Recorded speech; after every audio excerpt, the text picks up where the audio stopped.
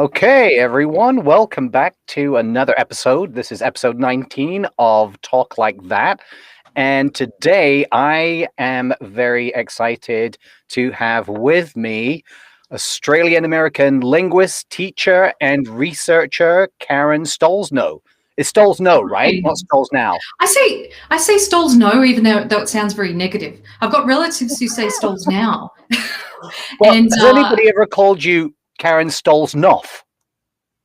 so like Stollznov. I've had that maybe years ago. People think my name's Polish, but it's actually German or Prussian. But Ah. yeah, I've heard everything, and whatever people can get out of their mouths is fine by me. Okay, all right. I'll carry on with the intro then. All right. So she's a linguist, a teacher, a researcher. She's also the author of many works of fiction and nonfiction, including the bestseller "God Bless America: Strange and Unusual Religious Beliefs and Practices in the United States." And she is also the author of an academic paper with the best title I've ever heard, which is Winja Wanka Wowza: Aussie English Insults, Deprecatory Language, and the Australian Ethos. Today, we'll be discussing her latest book on the offensive prejudice in language, past and present. So, Karen, thank you so much for coming on a second time to talk like that. That's right. Yes, last time I think there was a ghost in the machine, but here we are again, and things are going well. So Fingers crossed. Yeah, hopefully it will go better than it did last time. So, yeah, and you have got a new book out, and I was just wondering, I've got a copy of it here, so I'm gonna. awesome, awesome, yeah, plug. Now, from looking at the I got the PDF version that was sent to me by, I think it was by your agent. So I got to cheat a little bit, and I learned a lot just from casually dipping into the book. And so I just wondered, what things did you learn from researching it? Oh, I learned a lot. I mean, it's not the kind of book, it's not like a novel or something where you can pick it up and read it from start to finish. You can, but it can get a bit heavy because I've got lots of examples of insults and slurs and just offensive words. And so it can get very heavy to read like that. And it can get a bit depressing too, because I really go into the history of these terms. So I not only look at, so a lot of people think offensive language, oh, that's about profanity, the F word, and this come into it, but groups of people. So I've got a chapter on racism and one on sexism, one on ageism, all the isms. And so as to what I learned, I mean, I've been researching bad language for decades, and I still really learnt a lot about the history of these terms and why they're offensive. I think you hear a lot nowadays, people will hear a word and say, that's not offensive. Certainly if you belong to a privileged group and you're not affected by a particular insult term, you might think that. But I think the whole book is really about explaining what's offensive in the English language and why.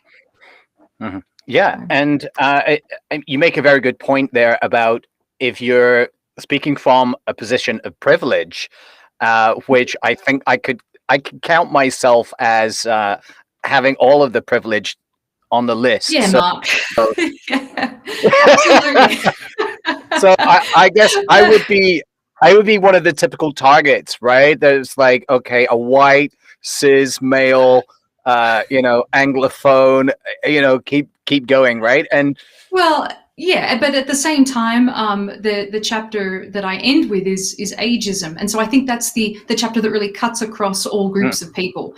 It's something that if we're fortunate enough, we're all going to experience ageism. It's one of those things that's really internalized from a young age and normalized early on, and we carry that through.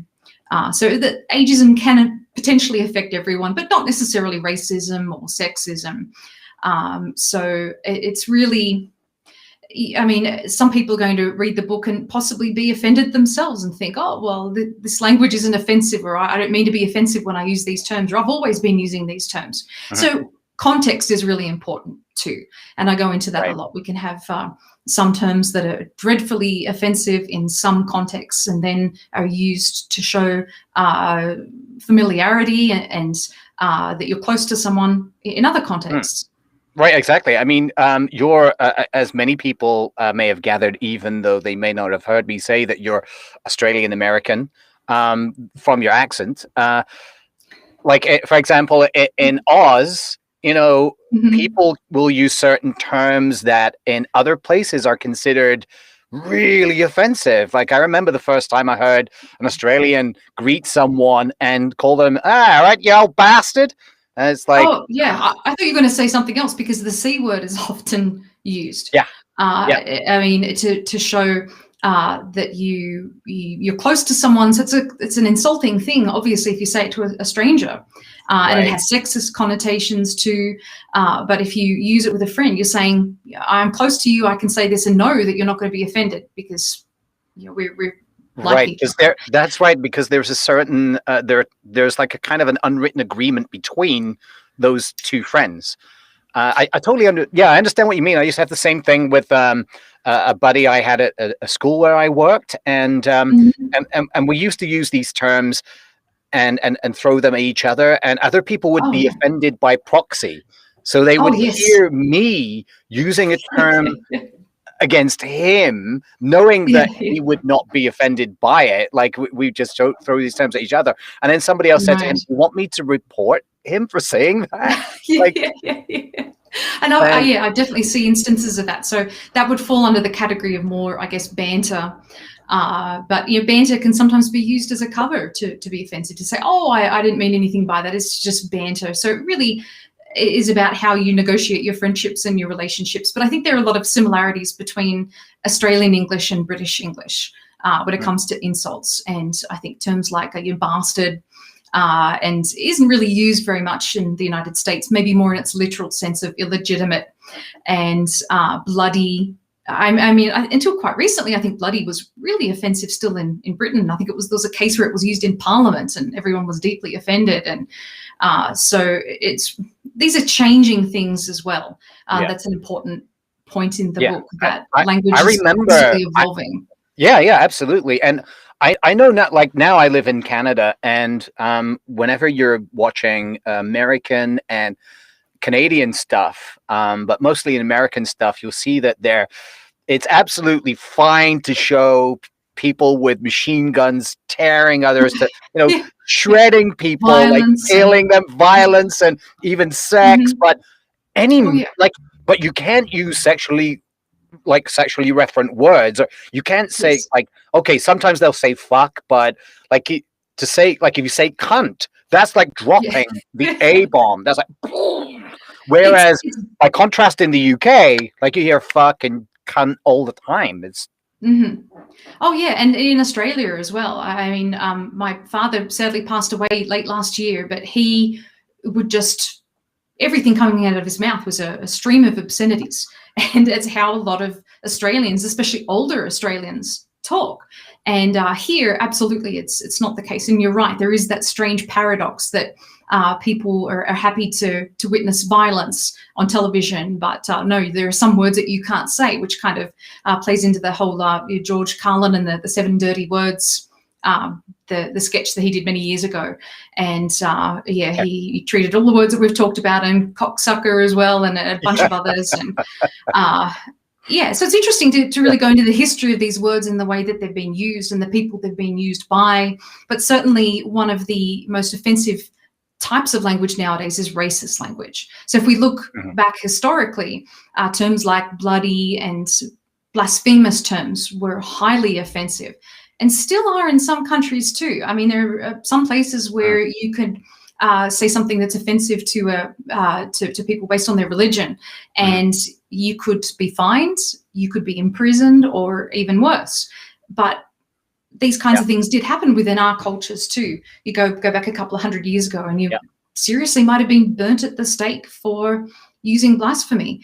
And then, of course, profane words became more offensive. And I actually read, it was a meme or something I saw on Facebook a few days ago, where a mother, I think, and child, where I hope this isn't something you posted and I'm totally pilfering it from you, but it was about mother and child watching TV, and she prepped him and her son and said, oh, the F word appears in this. And he was like, oh, that's okay, I can handle it. And so as they start watching it, they find out, he finds out that the F word is fuck. And he said, oh, I can handle that. I thought you meant the other F word. And he was talking about, the offensive term to gay people, the gay community. So right. really what we find to be offensive is just this constantly shifting thing. Yeah. And it's changing, and words can lose their offensiveness, or they can become more offensive. So I talk about all of this in the book. Usually terms becoming less offensive is less common than words becoming offensive. And a lot of words bear a similarity to other words, and therefore they're no longer used. We've seen that with words like denigrate, that is similar to the N word. Even historically, words like there was a company called AIDS Candy that was popular, I think, in the late 70s and then the 80s, and then when the AIDS pandemic began. And of course, I go into the book too about the history of different terms for AIDS too. Mm-hmm. But then that became tarnished by the brand name became tarnished by the disease name, and fell out of use. So we've had that a lot in the English language, where words have dropped out of usage because they're of the other senses of the word or its relation to other words. Yeah, so it's interesting. Like I listened to an Australian based podcast. It's I can't remember, they've changed the name of it recently, but it comes out of an Australian somewhere down there, and it's they mentioned something about cheese. There's that used to be called coon cheese. Yes. Yeah. Yes. So that I mean, I haven't been paying terribly much attention to what's been going on with that, but I know in the wake of changes that are taking place in the United States, for example, the name of the Washington football team was formerly the Redskins, and it took them a lot to bow to pressure, because for many years there was even a court case where a linguist represented the Native American community and said, look, this term is offensive and here's why. And they just refused to believe that. They said it was a supportive term, and they had all of the different excuses for why it was okay. It's an honorary term. Yeah, it's supposed to be a mascot term. So but we had that happen, and then the brand Aunt Jemima, I mean, that was another brand that is the name change has been a long time in coming. And other companies have done similar things. So these things are starting to affect Australia now. I'm seeing this kind of, I guess things seem to happen often in the United States or in Canada, and then they hit Australia. Like right now, you and I were just messaging each other before this show and talking about the Me Too movement, just in passing. And I think that that's really hitting Australia right now. And further to the whole coon cheese thing. A lot of people said, oh, it doesn't mean coon in the sense of a racial insult. This is just a brand name. But there's a lot of history. It's certainly offensive to various groups of people. And so they're now in the process of changing it. Right. Yeah. Interesting. I mean, there is so many, like, words, of course, have so much baggage.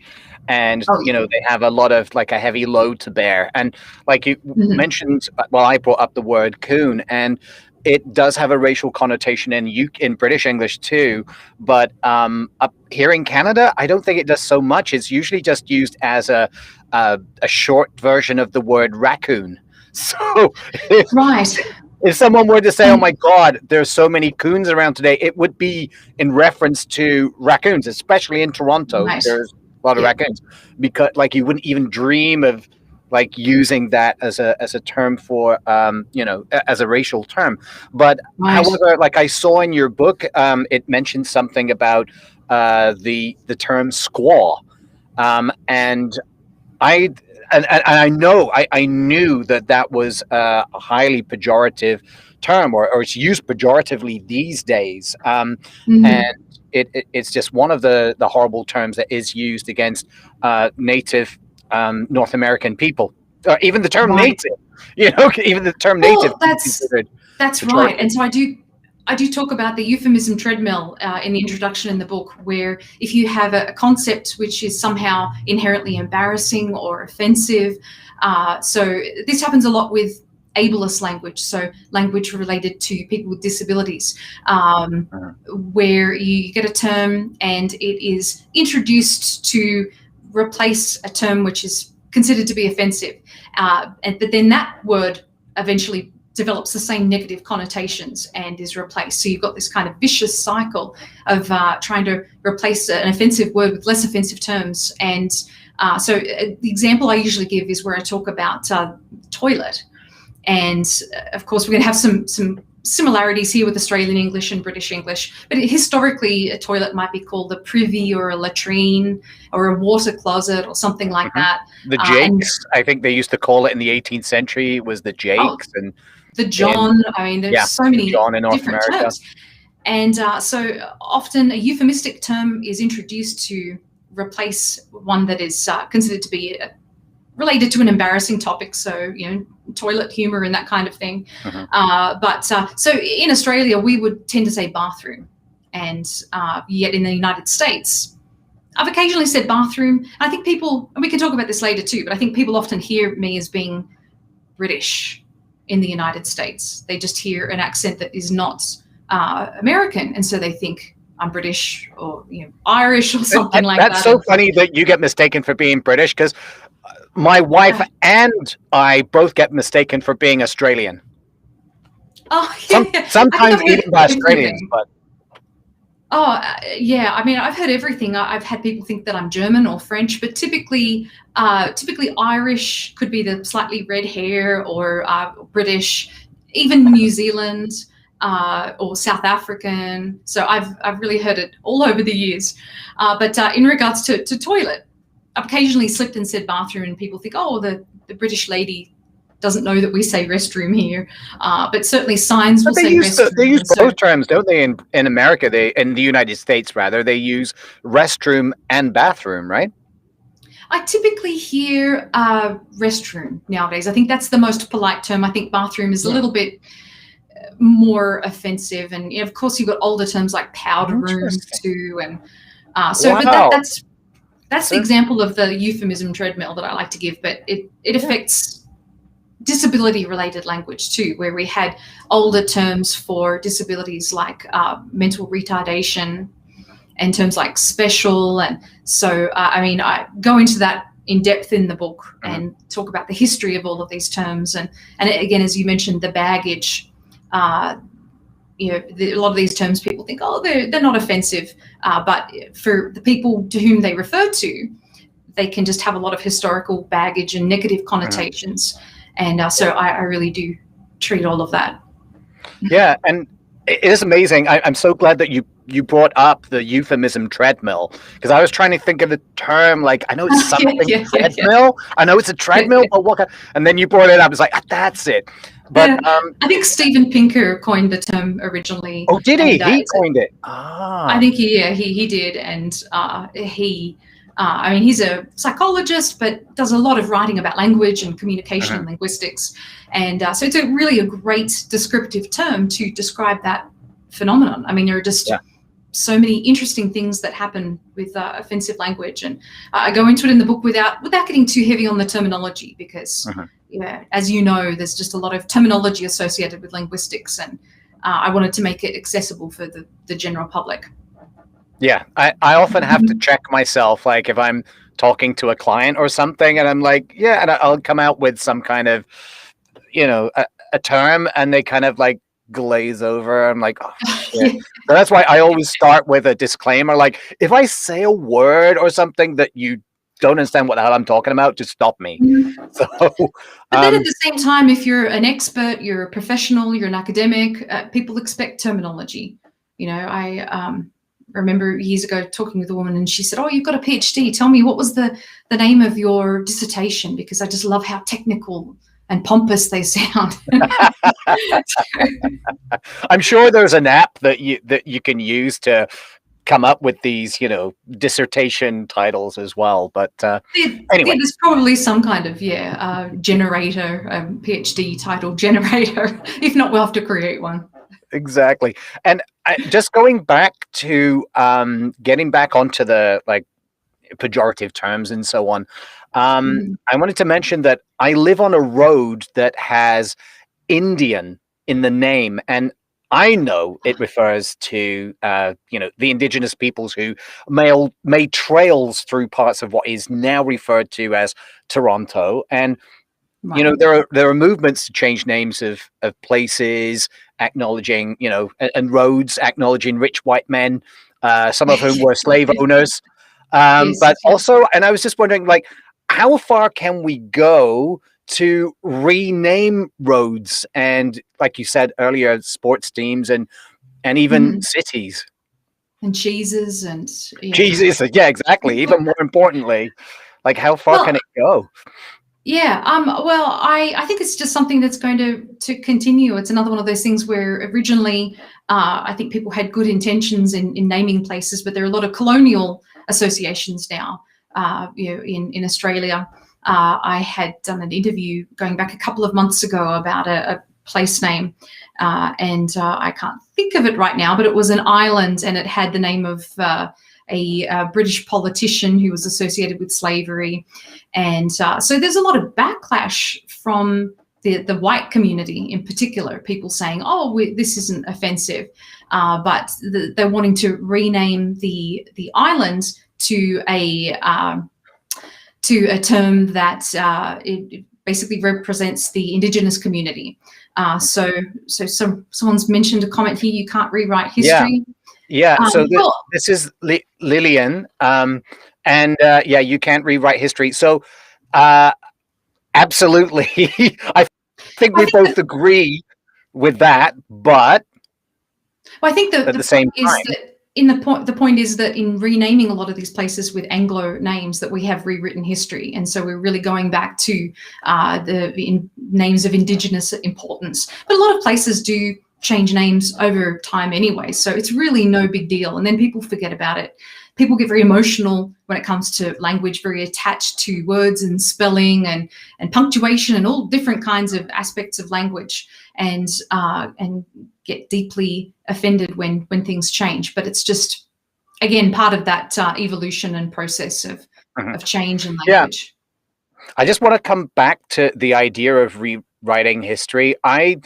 My personal take on this is that by changing the names of things like roads or cities or whatever it is, by changing those names, I don't see it as rewriting history, because the history is there. I think that there is a problem, though, if you leave things named after these people that have done questionable things, or in the light of our present day, looking back and saying, well, slavery was bad. You can't look at that and say, well, it was okay for its time. It was acceptable. It's like, no, it was just, Well, we we're looking shouldn't at still have things named after those people. And I think it's okay. You're not rewriting history by changing the names. The history is written about it, but I would argue that we rewrote history by naming them after white people and white institutions, and so that was really in many ways renaming things. And it's like with Ayers Rock in Australia, the monolith in Alice Springs, near Alice Springs, that was formerly called Uluru. It's got several Aboriginal names, and so then the British came in and renamed it Ayers Rock after John Ayres, I think, a British figure. And so really we're going back to history. So you could say that naming it Ayers Rock was really rewriting history, and so to rename it Uluru is really just giving it back to the people that had it first. So it's, I mean, we're seeing it a lot, and it's again just part of that change and moving forward and looking at things through modern eyes.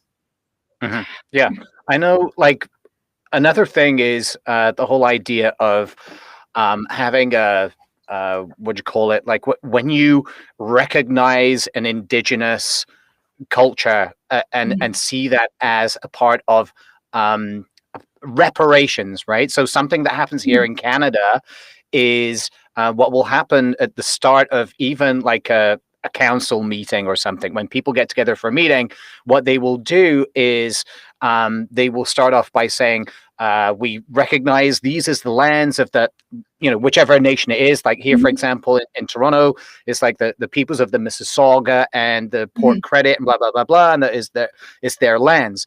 So, but then I guess that's like a first step of reparation, but it's like, I mean, a story somebody told me was like somebody else did that. Like, I don't know how, like, I don't know how true this is, but apparently there was like some kind of meeting or an assembly at a Canadian school, and they did the whole, we recognize this as we're on the lands of the Mississauga, blah, blah, blah, blah, and all that kind of thing.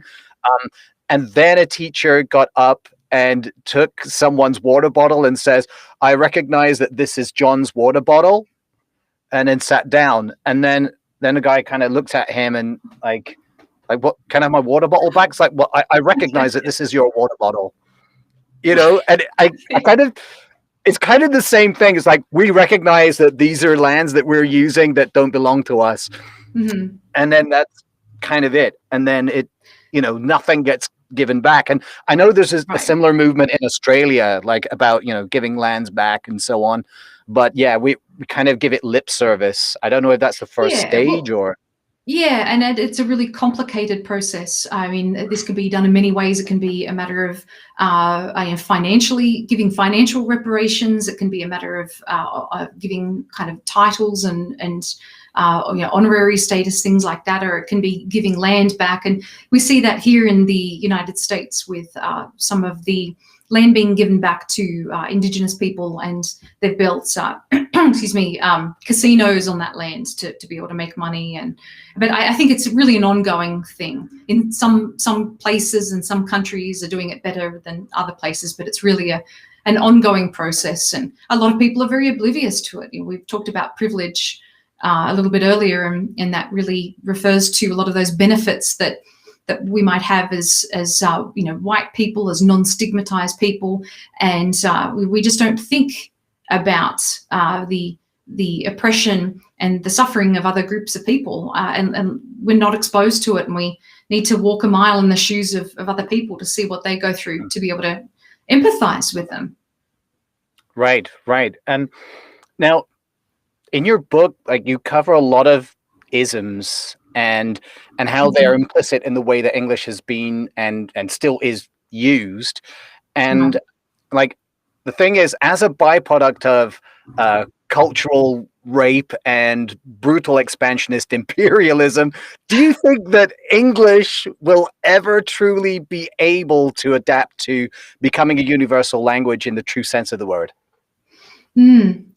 Well, I think that various countries really take English as their own. I mean, we've got a good representation here of Canadian English and British English, Australian English, American English. So I think that we can have globalization to an extent, and a lot of people do rail against that. I remember doing an interview recently with a reporter in Australia, and she was talking about how she doesn't like Americanisms seeping into Australian English, and I'm being easy about these things. Again, that just is the evolution of language and the way that language is going. And in Australia, we use the more British way of spelling certain terms, with the double L in a word like jewelry. And here in the United States, they use a single L. And so English version's more based on the French spelling. But I'm seeing changes in Australia, and I've adapted more to the American spelling because I've been living here. But I'm seeing lots of changes, and I think a lot of it is based on people accessing the internet and having exposure to American English, and really the lean has been towards that. And that could be, part of that could be the population of the United States, just so many people here. It can also be just the economic power of this country that is influencing other countries. But I do think that all of these dialects or varieties of English have separated over hundreds of years. And we look at other versions of English which are absolutely related, but are more distant, like maybe Singaporean English. It's just so interesting the way that other countries take English and do their own thing with it. And so I don't think we're ever really going to have that perfect globalization, if that is such a thing, where everyone is going to be speaking the same. I mean, I've commented about dying languages in the past, and to me, it's a very sad process where we have languages spoken by Indigenous groups in Australia or in Canada or New Zealand, Australia, and the US, and they have very few speakers, and they're dying out. I think at one stage there were maybe 800 different Aboriginal languages, and now there are about 20 viable languages. So it's been severely reduced. And to me, that's a very sad thing, because we're losing mindsets and worldviews, ways of thinking, ways of talking, terms that describe all different kinds of things that are just very unique. And I think linguists, it's not my area of expertise, but there are historical linguists and other people who document languages and preserve them. And I think it's a really important thing to preserve these worldviews and ways of thinking and talking. But I've heard other people say, oh, look, they're just not as strong as English and we should let them go and good riddance to them. And I think that's just a very narrow-minded way of looking at language overall. Yeah. I know that there's there are two extremes to this belief. That there are two extremes in the way of looking at dying languages, and I know that you've mentioned the two extremes, which is one of them is well, it doesn't matter, does it? Because we got English, French, Spanish, we've got all of those languages, and people can talk in that, and then there's the other extreme where a lot of linguists are thinking, it's very sad, it's tragic when a language dies, you've lost the culture, and so on and so forth. But there's actually, I learned about kind of a middle ground. There's a book by Don Kulik. It's called A Death in the Rainforest: How a Language and a Way of Life Came to an End in Papua New Guinea. And it's, have you ever heard of this book? I haven't. No. Right. It's honestly, you should check it out. And basically, it's written by a field linguist who goes out to Papua New Guinea over a number of years, and it's fascinating because he started out with that, the usual belief that the death of languages is very tragic, which it is, but he also explains how the people who are speaking that language, quite often, in many cases, they consider it to be that's just one of those things, right? It's well, we don't really practical about it. Yeah, they're very practical about it, and they're well, we don't speak that anymore. We speak the new way. I understand that, and I think that there's still a lot to benefit from preserving these languages, and that when people do die out, I think it's going to be very important for heritage reasons to have access to these former languages. But I can certainly see that, and I think that is a real point with a lot of people who will, we've had situations with colonialism where another language has come in and people will veer towards the stronger language because that's the language of education, that's the language of the economy, that's the language that's going to help you get a job and succeed in life. So that absolutely makes sense. But I think that you can have that merging of the two, where you can have that using the stronger language to benefit the economy and to benefit yourself personally, but you can also retain these languages for cultural and heritage reasons. I think that what was I going to say? I was going to make a point about this, but it has lost me. Or I've lost it at this point. It happens to the best of us, I was about to say something quite ageist, which is okay. You get to a certain age, and then it's you forget what you came into the room for, and so and that's another thing. It's does being of a certain age qualify you to be ageist in that way? So. You know what I mean? It's I mean, ageism is a really something being ageist, it can be really a perspective.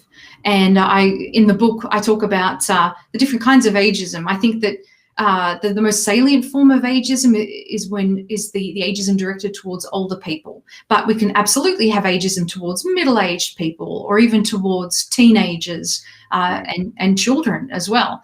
And I discuss what's called adultism or childism, and with the way that we often talk about little kids. We talk about the terrible twos, and we talk about children being little buggers and monsters and shits and things like that. And really often it's very difficult being a child. I've got a 5-year-old, and it's just so difficult going through those developmental stages, and we can often really mistreat children, talking about children being seen but not heard. And then certainly the way that we think about teenagers as being troublemakers and lazy and delinquents. So really, and now the arguments that we have online and in society about okay boomer and millennials and Generation X. I mean, I think often whatever generation we belong to, we really find it difficult to understand the perspectives of people from other generations.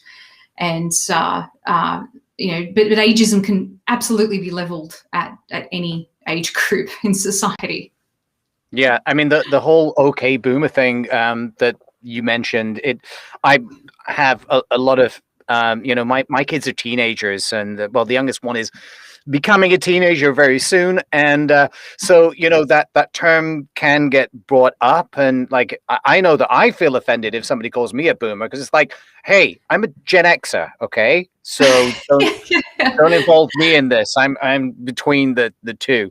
But me too. But I often see, I think a lot of people think that older people in general are just all boomers. But really, I look at my parents' generation, and they're the silent generation, and no one really talks about them. But they're often the ones that the things that people complain about when it comes to the economy really are directed at the silent generation as much as boomers. So it's again just a perspective, and I mean, these are really, it's a social constructs, all of these terms. I mean, it's not like because I think Generation X ends at 1980, and so I'm kind of on the cusp of that. And I mean, I identify with millennials, and I can identify with Generation X too, but it's really, so you kind of straddle both of them. You've got a foot in each house. Yeah, I'm on the cusp of them. But again, it can just depend on where you live. I mean, do you live in a city? Do you live in a rural part of the country? And there are just so many factors that influence our experiences. And certainly in the last year too, everyone's been a lot more isolated, and tribalism comes into the way that we live as a society, and we always look at people who are different to us in any way, whether it's skin color or gender or religious beliefs.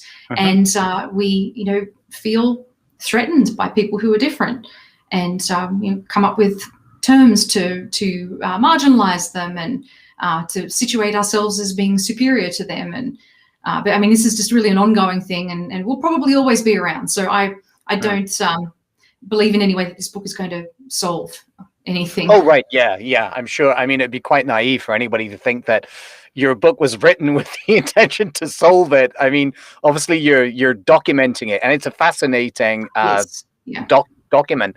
And I wanted to ask, I mean, we haven't really touched on racism as yet in this conversation. So I wanted to bring it up. I mean, it would be ridiculous if if I forgot to mention it, but I have a question, which is, I saw a lot of parts in your book which refers to many of the terms that are used primarily as insults against races, and I just wondered, has racism as we know it always existed? I mean, for example, do you know what are the earliest recorded instances where we can recognize something as being racist, or is this something that it's kind of has come about since the time of mass slavery?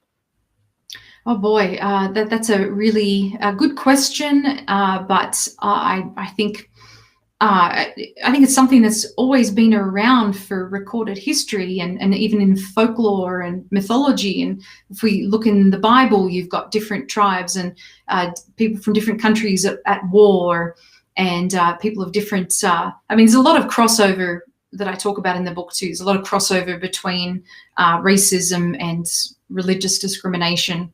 And so, yeah, absolutely, in the Bible, we see evidence of that, and in the historical record.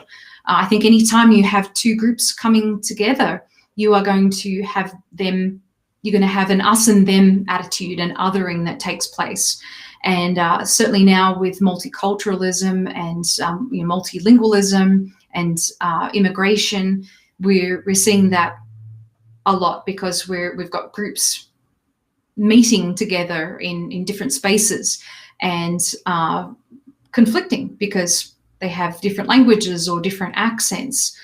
They've got different eating practices and cultural practices and religions. So, I think it's something that's always been around and unfortunately will always be around. But I think there's a lot of awareness, particularly at the moment, about racism and offensiveness and discrimination and prejudice, and the manifestations of it, whether it's in language or whether it's in institutionalized.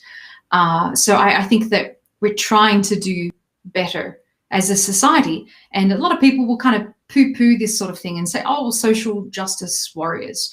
But coming from the communities of skepticism that I have in the past, I think that this is a really important thing to be skeptical about, because if you are racist or you're sexist, then that's showing bias, that's showing prejudice. And I think that in a sense, it's bad thinking. It's illogical thinking. You're falling into the idea of accepting stereotypes and generalizations and assumptions. So I think it's just really good to be able to challenge these kinds of stereotypes. And it's something I still do. In no way do I claim to be perfect. Every single day, I was raised in Australia. I would hear my parents, I would hear my teachers and other people talking. And, we really do internalize and normalize a lot of these prejudices. So I think it's something that we're all fighting all the time. Yeah, it's interesting because it's like, as you say, you can internalize something that over time becomes fossilized in your head as truth. So it's something that if you're not open to kind of like rediscovering it or re-examining it and seeing that, okay, well, maybe that's not quite as true as I once thought it was.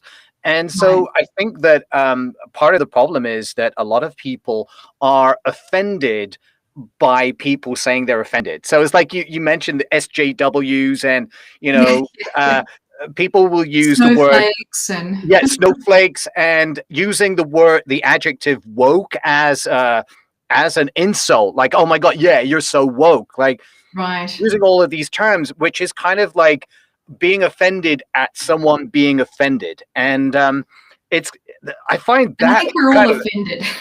Yeah. It's like I'm offended. You can be offended by someone being offended. Like, like, for example, you say something, it's like, well, I'm offended at that. And it's like, well, I'm offended by you being offended. And I was just wondering, like, I was going to ask, because you mentioned early on in your book that it wasn't that long ago that people, and it was usually men, were expected to defend their honor by answering insults and affronts, often through the use duel. Of violence, right? Yeah, exactly. The duel. Like there's the famous one between Alexander Hamilton and Aaron Burr. That's probably the most famous one, immortalized by the popular musical. And I just wondered, do you think that that violent urge to defend one's honor, it lives on through the internet? Oh, absolutely. I mean, we have all of these phrases where people will say, well, what are we angry about on the internet today? And, outrage culture and, cancel culture. And so all of these terms that are out there, and a lot of these are politicized too. Some of them will show more of a liberal leaning, others will show more of a right-wing leaning. I think that, everyone, again, whether it's talking about skin color or gender, when it comes to politics too, people are just at loggerheads. And I do think that, yeah, people will say, oh, I couldn't get to sleep because someone was wrong on the internet, that kind of meme. And, don't read the comments. So all those kinds of phrases that we have out there, absolutely. I think I see it every day on Twitter, on Facebook, maybe not so much on Instagram, but you see people arguing because of different opinions and trying to protect their honor. I mean, very rarely do you see someone saying, oh, I thank you for raising that. That's a really great point. Now I've changed my perspective. I mean, people are very embedded in their ways of thinking, and they're very invested in the way that they've been raised. I mean, it's the way that we've been socialized, and it's a really difficult thing to stay open-minded and to listen to other people and their perspectives, and to try and be empathetic towards other points of view. But I think it's a real skill to have. And it makes getting through life a lot easier too. I mean, it's something I'm sure that you encounter, having lived in the UK and now being in Canada, as I do as an Australian coming here, that people tend to be very insular. And I'm not talking necessarily about Americans or Canadians, but wherever you are, you tend to get very insular, and you think that your way of living is the only way of living. And it can be a surprise to think that there are other ways of doing things. And people can actually get quite hostile to that as well. So it can kind of range from you're seen as being an immigrant and being a novelty through to, you should go home. And I mean, even as a white person, I've heard things like that. And, I think we can all be stigmatized or marginalized for various aspects of who we are. And I think it behooves us to really try and understand what it's like for other people, so that we can be respectful. I mean, that's really what it's all about. And I've talked a lot in previous months about political correctness, and it's really not a term I go into much in the book because it's kind of been seized by a more conservative point of view. But this really all boils down to politeness and just trying to be nice to other people. It's pretty simple. I think that we all want to be respected. And this book is really about looking at offensive language, why it's offensive, and also suggesting preferred terms, because it can get confusing too, to think, oh, well, I don't know what pronouns this person uses, or I don't know how they refer to themselves. And so it can seem like a minefield. And I think it's just a matter of listening to other people and talking with them. And it's just as simple as saying, how would you like me to refer to you? What name would you like me to refer to you by? And, if we can, I saw you posted something recently about getting people's names correct in your pronunciation or the way that you spell them. And I think that if we're concerned about things like that, whether people want to be referred to as a nickname or a more formal name, then we can certainly think about other people and the way that they want to be addressed in other ways that reflect aspects of their identity, and to be respectful towards that. It's not too difficult. Yeah, I was going to ask this question about why.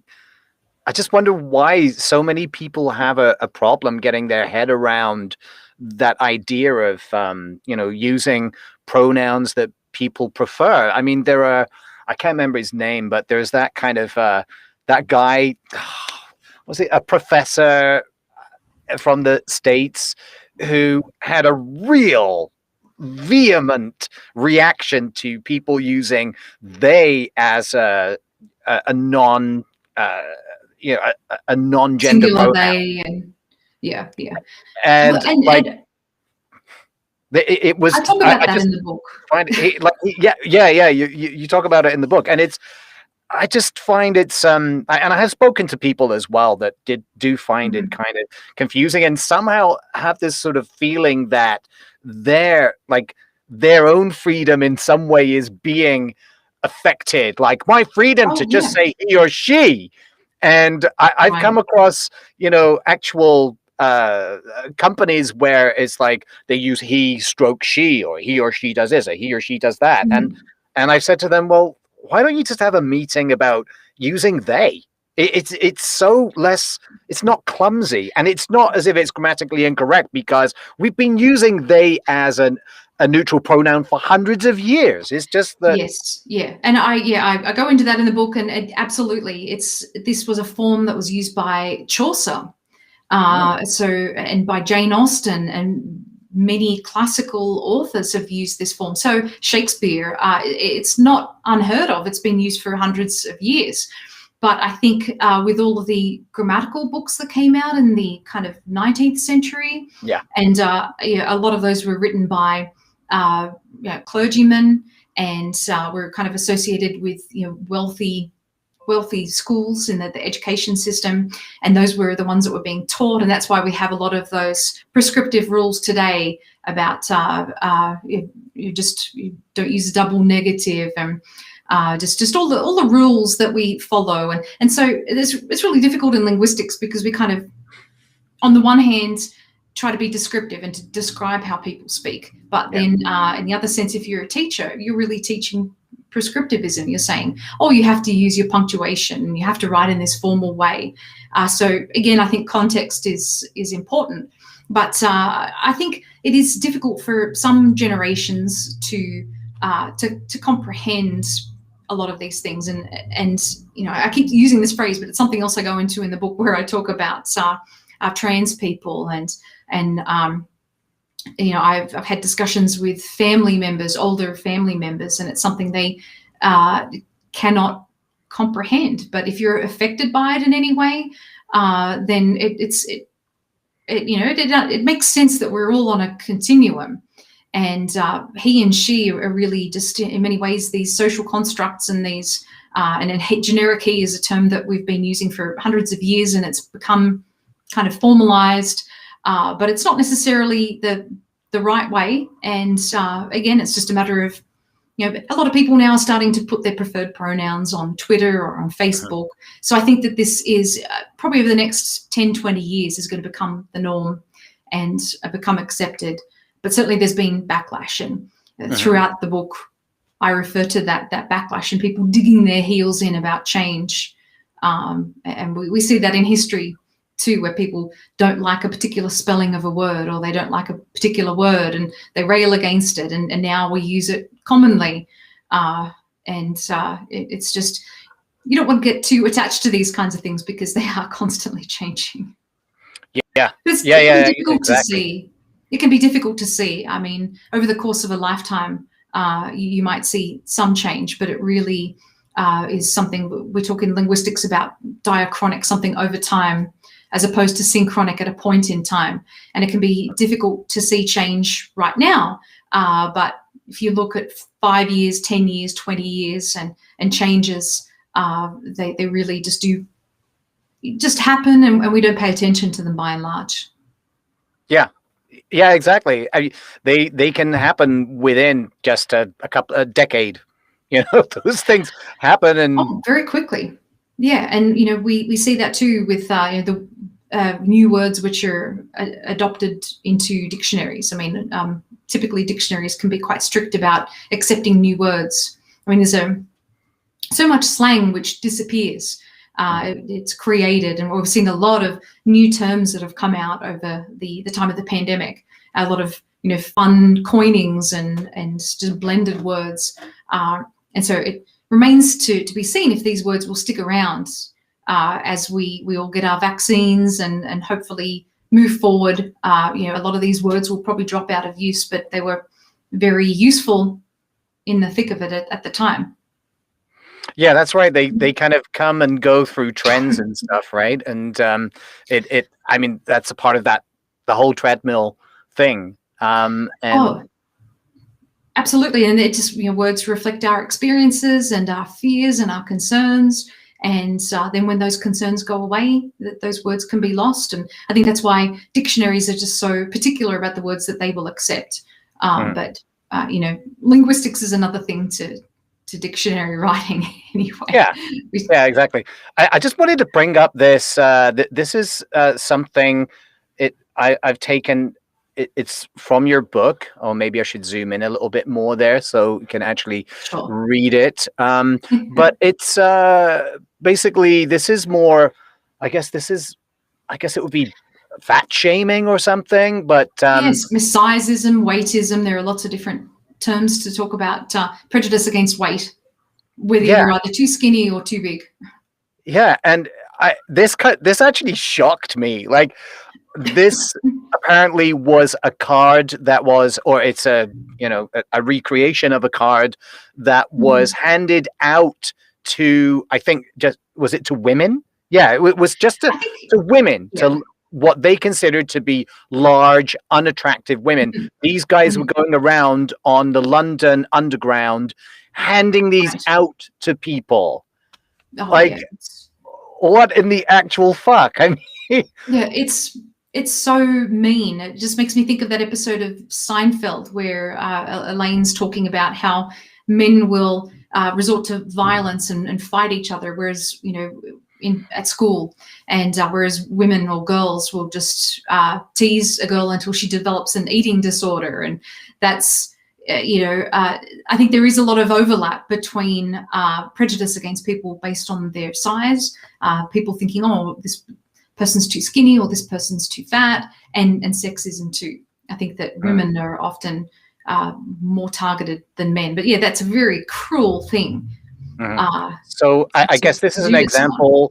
I mean, do you think that using intentionally using insulting words is really just a way of people who are either disenfranchised or somehow feel themselves to be somehow like they need their confidence boosted? It's a way of making them feel better about themselves by making someone else feel worse? Or is there more to it than that? Oh, I think that would have to be a part of it. I think, again, there's also that hostility towards people who are different. So someone who's larger than us or someone who's skinnier than us becomes a target. I mean, it's the kind of thing we see in playgrounds around the world. And so, yeah, I'm sure that insulting people, really, other people, puts you in a place of superiority where you think you're better than other people. And it can also reflects insecurities, your own personal insecurities.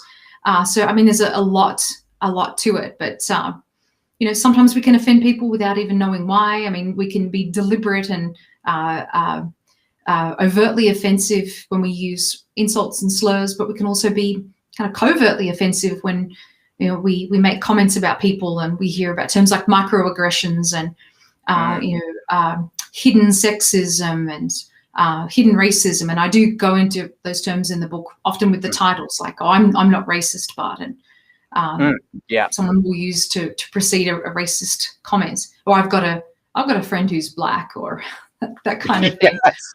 Yes. Friend who's gay, or exactly. Yeah. I just remember a black woman who she was an actor in a play, and she told me that at the end of one of the performances, she was talking to this couple, and the woman is a white woman, said, "Oh yeah, your performance was great. You were so good in this." And she thought, "Well, oh, great, that makes me feel good, right?" And she said, "You should look at perhaps auditioning for the next play that they're putting on, because there's a maid in it." Oh, gee. Yeah. And I think that's an example of the overt kind of racism. And she said the woman had no idea of what she was saying. I'm guessing she was a boomer. I don't know, but Okay, boomer. Yeah. And yeah, I think again, with a lot of these things being normalized and internalized from an early age, we just don't often realize the things that we're saying and why they can be offensive. We're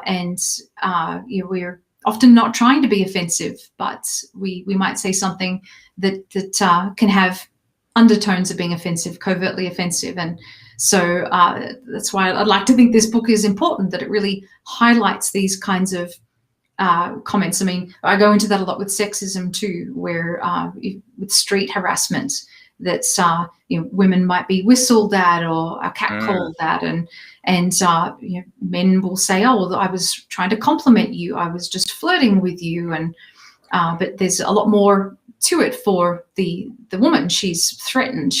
I mean, we've had lots of incidents where a woman a man has seen that the woman has rejected them, and so then they've followed them and raped them or even killed them. I mean, lots of things can happen, and it's like one of those phrases that we see on social media about not all men. So absolutely not all men, but at the same time, women don't know which men. We have to be careful around all men because we don't know which are the good guys. Exactly. And this is the thing. That's why, like, the whole, like, the term, the hashtag not all men is just embarrassing. Like, there's a great song that I saw on Instagram, this woman who she put some really funny stuff out, and she sang this little very short song that was basically about that. And she starts off like, not all wasps will sting you, not all sharks will eat you. And she carries on, and right at the end she says, not all men but all women. And it was just such a poignant little ditty, really, because it kind of brings it home that it's like, you can't, like, it's completely empty by saying, well, not all men. It's like, well, people know, like, you don't need to say that. You don't. Yes, that's right. It derails the conversation. I recently posted, well, it was a while ago now, posted something on Facebook about horrible incidents of abuse within Catholicism, and a Catholic relative just posted comments about, along the lines of not all Catholics. And so something that you could really attribute to anything. I mean, absolutely, of course, not all Catholics, not all men, but all lives matter. Yes, that's absolutely. Yeah, I did a piece on that recently for the conversation because that phrase was used by an Australian politician, and a lot of people asking, well, why is that offensive? And but it really does derail the conversation. I mean, if we're talking about Black Lives Matter, we're specifically talking about inequality and racism that's faced by the Black community. And so to say, well, all lives matter is really just is derailing the matter and just kind of stealing the thunder of talking about an important topic. And we totally see that in sexism too. We see that across all of these different areas of prejudice. Yeah, exactly. Well, this book, it is, I'm not just saying it, but it is really very interesting. And whoever reads this, like, I highly recommend that you buy this, because whoever you are, you're going to learn something from it. There's going to be something in there that, it doesn't matter how, open-minded you think you are, there's going to be something in this book that will make you think, or, even just like a history. There's going to be something about a history or a phrase in there that you thought, oh crap, I didn't even realize that. So really, I had a lot of those moments in researching this. So I just was learning new things all the time myself, and I thought I knew a lot about this, but it's all about keeping an open mind and just trying to educate yourself about these kinds of things, and then it's up to you as to whether you want to continue to use these words or not. I don't come down on people and exactly. I don't try to censor language. Exactly. The whole thing, the way that you've written the book, it's not like, hey, you shouldn't say these things, you shouldn't do this. It's basically, look, this is how it is. Like, you've basically written it down as, based on your research, here's the history, this is how people have used it, this is how some people are offended by that. And it's not a kind of how not to be an asshole, but I think that you can get from that, you can extract from it that, I'd be an asshole, just by reading the stuff. Trying to not be preachy. I mean, no one wants to be told how to talk. And again, that goes against the grain of what linguistics is about, which is describing, hey, what's offensive? Why is it offensive? Asking questions, but not necessarily coming down on people and telling them what to do. I do not try to do that because that would just be against the ethos of linguistics. But who wants to read a preachy book? I mean, there's enough preachiness out there already. It just tries to be as objective as you can about these things. Yes. So before I bring the interview to a close, I do want to mention that you are also a co-host of an award-winning podcast called Monster Talk, and that Yeah. goes. Are you still on that? That still Oh, exists? yes. Yes, yes, yeah. We've been still running 10 years strong. So,10 years. yeah, yeah. So Wow. my co-host is Blake Smith. He also does production of the show. And so, yeah, we were around at those early days of podcasting. I mean, now just about Yeah. everyone's got a podcast. Yeah. And Yeah. Everyone and his dog. Yeah. yeah, and so we've been doing this for a long time. And we talk about, we started talking about cryptozoology and claims about legendary creatures and mythical creatures and creatures like Bigfoot and vampires and ghosts and things like that. So we've kind of moved on now to not only talking about mythical monsters but also human monsters. So we did an episode on Adolf Hitler and Rasputin. Oh, So we wow. really talk about anything that we're interested in. Is kind of up for grabs with the show. But yeah, we have podcasts. We've got a YouTube channel as well. And yeah, we've got a number of different projects that we're doing. One project is we're looking at classical horror films like Amityville Horror and The Exorcist and Communion, and then looking at the supposedly true stories behind those movies. And so what's fact and what's fiction about these movies. And so yeah, we're just interested in weird stuff. Excellent. And so you're continuing in your vein of dispelling myths, because that's something you've done for a long time. I think, yeah, and I think that's even a theme on The Offensive too, that people have kind of preconceived ideas about things, and so if we kind of strip back the bias, then what's true and what's false. So yeah, I think that's been a kind of running theme of activism in my life. Excellent. Well, Karen, thank you so much for coming on to talk like that. It's been an absolute pleasure, Mark. and this has been great. And thank you. And and I got to say, like, this is the second attempt, so I do appreciate that the first time around when it all went, if I may say the word tits up. Yes, I would say that offensive to some. That you didn't just say fuck this for a game of soldiers and say I'm not going back. So you actually came back. So I really appreciate that, and thank you. Oh, no, I really appreciate the invite. This has been a lot of fun, and yeah, we've known each other for about a decade, I think now. So it's just been great to chat like this, and good luck with your show too, and everything you're doing.